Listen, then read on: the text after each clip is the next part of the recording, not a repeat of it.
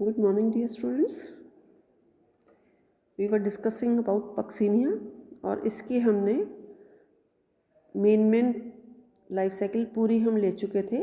एक बार हम उसको schematic representation of life cycle को हम एक बार वापस देख लेते हैं ताकि इसका कंसेप्ट बिल्कुल क्लियर हो जाए। अब हमने ये देखा था, स्टार्टिंग से हम स्टार्ट करते हैं कि सबसे पहले जो इसकी लाइफ साइकिल का स्टार्ट है वो वीट के ऊपर होगा और उस वीट के ऊपर होगा जब, तो वीट के ऊपर होने के लिए इसमें एशियोस्पोर्स होने चाहिए इन्फेक्शन के लिए। तो दो तरीके से दिखा रखा है, देखो इसको हाफ में ऑन बार्बरी दिखा रखा है और ऑन वीट दिखा रखा है। इसका मतलब दो होस्ट हो गए, दो होस्ट प्लांट हो गए, तो ये हेट्रोशियस रस्ट हो गई, दो होस्ट प्लांट हो गए। ठीक है, अब हम वीट प्लांट को अभी डिस्कस कर रहे हैं। तो ये वीट प्लांट के ऊपर तुम देखो, यहाँ पे वीट प्लांट पे आया है एशियोस्पोर। ये आया एशियोस्पोर बर्बरिस प्लांट से, नीचे की तरफ देखो एशियोस्पोर नीचे की तरफ से आया, जो विंड के थ्रू या रेन के थ्रू पहुँचा वीट पे, यहाँ पे जर्मिनेट हुआ। जर्मिनेट होने के बाद इसने इन्फेक्शन कॉज किया इसमें, और प्राइमरी होस्ट है इसका वीट, इस पर इन्फेक्शन कॉज किया, इसमें ये माइसीलियम की तरह ग्रो हो गया। जब ये माइसीलियम इसमें बहुत अच्छे से फैल गया तो ये माइसीलियम एपिडर्मिस की तरफ राइट एंगल्स पे ग्रो करके इसने यूरिडोस्पोर्स बना लिए। तो ये यूरिडोसोरस बनेगा और यूरिडोस्पोर्स बनेंगे। यूरिडोस्पोर्स जो होते हैं वो बाई न्यूक्लिएट होते हैं, single celled by nucleate spores, जो कि रप्चरिंग से, एपिडर्मिस की रप्चरिंग से निकल जाएंगे बाहर, और डिससेमिनेशन उनका रेन के थ्रू, प्रकीर्णन उनका रेन के थ्रू या विंड के थ्रू होगा।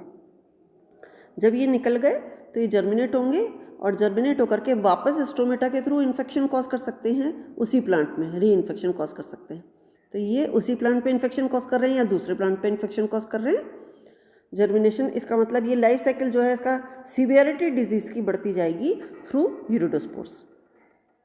अब ये जो माइसीलियम है, ये माइसीलियम लेट स्टेज के अंदर ये किस में कन्वर्ट हो जाएगा, यूरिडोसोरस जो है वो टेलिटोसोरस में कन्वर्ट हो जाएगा, यूरिडोस्पोर जो होंगे वो टेलिटोस्पोर में कन्वर्ट हो जाएंगे, या लेट स्टेज है तो इनका फॉर्मेशन ही ये होगा। तो ये जो स्पोर है यहाँ पे, ये यूरिडोस्पोर बाई न्यूक्लिएट था, एक प्लस स्ट्रेन का न्यूक्लियस था, दूसरा नेगेटिव स्ट्रेन का न्यूक्लियस था। उसी तरीके के न्यूक्लियस दो सेल का स्ट्रक्चर बन गया, एक प्लस स्ट्रेन का है, एक माइनस स्ट्रेन का है, ऐसे दो सेल का फॉर्मेशन होगा टेलिटोस्पोर का। और ये एलिप्टिकल होता है, और बल्कि और स्पिंडल शेप कह सकते हो तुम, जिसकी टिप जो होती है वो थिक होती है। Thick walled spores, teleutospores are formed late in the season. अब इस जो दो सेल है इसके अंदर दोनों सेल के अंदर दो दो न्यूक्लियाई हैं, दोनों में एक एक प्लस स्ट्रेन का है, दोनों में एक एक माइनस स्ट्रेन का है। वो प्लस और माइनस स्ट्रेन के न्यूक्लियाई सिंगल सेल के अंदर प्लस और माइनस स्ट्रेन का जो न्यूक्लियाई है वो फ्यूज कर जाएगा, कैरियोगैमी होगी। कैरियोगैमी के होने के बाद जो मैच्योर यूनिन्यूक्लिएट टेलिटोस्पोर है उसमें इनका कैरियोगैमी के बाद उसमें जर्मिनेशन होगा, और जर्मिनेशन होकर के एक प्रोमाइसीलियम बनेगा, और उस प्रोमाइसीलियम में, जिसको हम बाद में बेसिडियम कहते हैं, इसमें जो न्यूक्लियाई थे जो फ्यूज हो चुके थे उनमें मियोसिस होगी, और ये जो प्रोमाइसीलियम आगे बेसिडियम कहलाएगा, क्योंकि ये इस बेसिडियम में वो न्यूक्लियाई मियोसिस हो जाएगी, उन न्यूक्लियाई जिसमें फ्यूजन हो चुका है उनका उसमें मियोसिस होगी। मियोसिस का मतलब वापस सेग्रीगेशन हो जाएगा प्लस और माइनस का, तो दो पॉजिटिव के और दो नेगेटिव के स्ट्रेन के न्यूक्लियाई इसके अंदर माइग्रेट कर जाएंगे। ये बेसिडियम कहलाएगा, जो कि 4 सेल का हो जाएगा। इसके अंदर सेप्टेशन हो जाएगा, हर सेल में एक न्यूक्लियाई है, या पॉजिटिव का या नेगेटिव का। This is called as basidium. इस बेसिडियम में स्टिग्मेटा के थ्रू स्पोर्स बाहर निकलेंगे, और ये बेसिडियोस्पोर्स प्लस स्ट्रेन के होंगे या माइनस स्ट्रेन के होंगे। अब ये जो बेसिडियोस्पोर्स हैं, ये बेसिडियोस्पोर्स इन्फेक्शन कॉज करेंगे, लेकिन इन्फेक्शन किसके ऊपर कॉज करेंगे, बर्बरिस लीफ के ऊपर। इन बेसिडियोस्पोर्स का जर्मिनेशन होगा बर्बरिस लीव्स के ऊपर, बर्बरिस प्लांट जो है ऑल्टरनेट होस्ट है, दूसरा होस्ट है जिसके ऊपर इसकी लाइफ साइकिल कंप्लीशन के लिए मस्ट है। अब ये जर्मिनेट होकर के या तो पॉजिटिव का होगा या माइनस स्ट्रेन का होगा, जैसा भी होगा ये स्पर्मोगोनियम बनाएगा। स्पर्मोगोनियम में या दोनों तरीके के होंगे, या तो स्पर्मेशियम का फॉर्मेशन होगा नेगेटिव स्ट्रेन का, और जो नेक वाला पोर्शन है वहाँ रिसेप्टिव हाइफा फॉर्म होंगे माइनस स्ट्रेन के। अगर स्पर्मोगोनियम पॉजिटिव स्ट्रेन का है, जिसको हम पिक्नीडियम भी कहते हैं, पिक्नीडियल कप भी कहते हैं, वो अगर पॉजिटिव स्ट्रेन का है तो पॉजिटिव स्ट्रेन के ही स्पर्मेशियम बनेंगे, पॉजिटिव स्ट्रेन का ही रिसेप्टिव हाइफा होगा। सेम रिसेप्टिव हाइफा का सेम स्पर्मेशियम से फ्यूज़न नहीं हो सकता, तो आसपास से स्पर्मेशियम दूसरे स्ट्रेन का आकर के रिसेप्टिव हाइफा पे जुड़ेगा और फ्यूज़न होगा। ये देखिए इसमें प्लस स्ट्रेन का दिखा रखा है या माइनस स्ट्रेन का दिखा रखा है, दोनों के रिसेप्टिव हाइफा। अब प्लस रिसेप्टिव हाइफा का माइनस स्पर्मेशियम से फ्यूज़न होगा, और फ्यूज़न होने का मतलब स्पर्मेटाइजेशन होगा, और स्पर्मेटाइजेशन होने का मतलब वापस स्टेज उसमें कौन सी आ गई, हैप्लो स्टेज से डिप्लो स्टेज आ गई। दो डायकैरियोटिक न्यूक्लियाई का फॉर्मेशन हो गया। ये डायकैरियोटिक जो माइसीलियम बन रहा है ये ग्रो करता जाएगा, बढ़ता जाएगा नीचे की तरफ, और नीचे की तरफ ऊपर पिक्नीडियल कप बना था, नीचे बनेगा एशियल कप। एशियल कप या एसिडियम, जिसके चारों तरफ पेरिडियम की लेयर होती है, और इस एशियल कप के अंदर एशियोस्पोर्स का फॉर्मेशन होगा।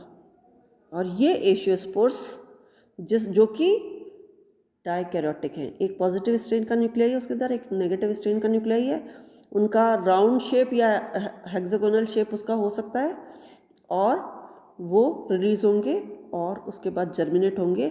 लेकिन जर्मिनेट बर्बरिस पे नहीं होंगे, जर्मिनेशन के लिए वापस उनको कौन सा होस्ट चाहिए, वीट। तो दो होस्ट के ऊपर इसकी लाइफ साइकिल चलती है, बर्बरिस पे और वीट पे, इसलिए इसको हीट्रोशियस रस्ट कहते हैं। स्पोर्स की अगर हम बात करें तो स्पोर्स का फॉर्मेशन कितने टाइप का हो गया, 5 टाइप का, यूरिडोस्पोर, टेलिटोस्पोर, बेसिडियोस्पोर, पिक्नीडियोस्पोर और एशियोस्पोर। 5 तरीके के। तो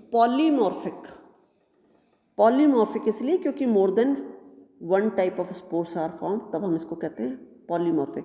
तो ये ऑटोशियस नहीं है, हेट्रोशियस रस्ट है। इसमें पॉलीमॉर्फिक कंडीशन पाई जाती है, एक से ज़्यादा तरीके के स्पोर्स का होना पाया जाता है। प्लस होस्ट प्लांट इसके कौन कौन से, वीट और बर्बरिस।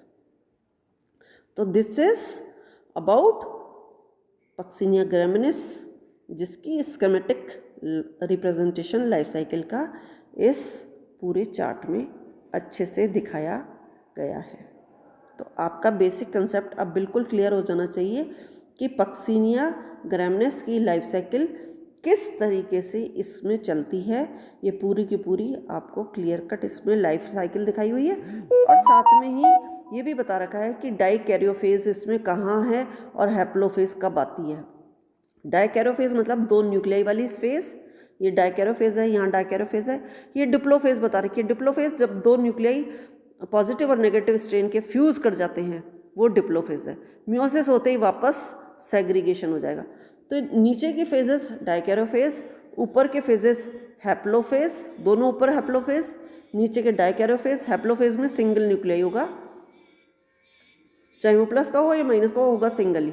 डाइकैरियोफेज में 2 न्यूक्लियाई प्रेजेंट होंगे, जब एक सेल बन रही है, एक सेप्टा फॉर्मेशन जब हो रहा है तो वहाँ पे 2 न्यूक्लियाई प्लस और माइनस के। और डिप्लोफेज इतनी सी डिप्लोफेज होगी जहाँ पे कैरियोगेमी हुई है और मियोसिस से पहले, ये डिप्लोफेज है।